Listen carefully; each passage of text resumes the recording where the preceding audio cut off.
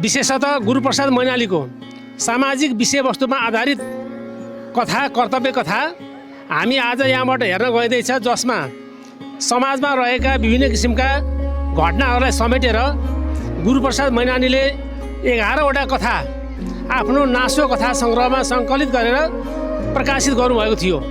उहाँको ती सम्पूर्ण कथाहरू समाजमा रहेका विभिन्न किसिमका विकृति विसङ्गति कुराहरूप्रति व्यङ्ग्य प्रहार गरिएको छ।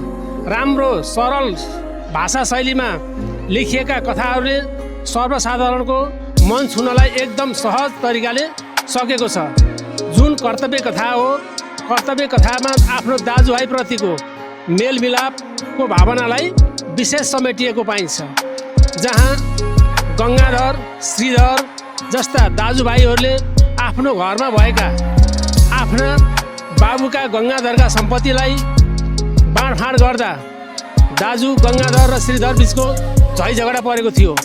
अन्तिममा दाजुभाइको मेलमिलाप भनेको अत्यन्तै राम्रो हुनुपर्छ भन्ने कुरा श्रीधर बिरामी भएर गङ्गाधरको मृत्यु भएपछि मुरलीधरले उपचारको लागि लगेपछि कथा टुङ्गिएको छ, जसमा दाजुभाइ अत्यन्तै मिल्नुपर्ने कुरामा दिएको छ। भाइ फुटे गोबर लुटे भन्ने कुराको दर्शन यस कथाले दिन खोजेको छ।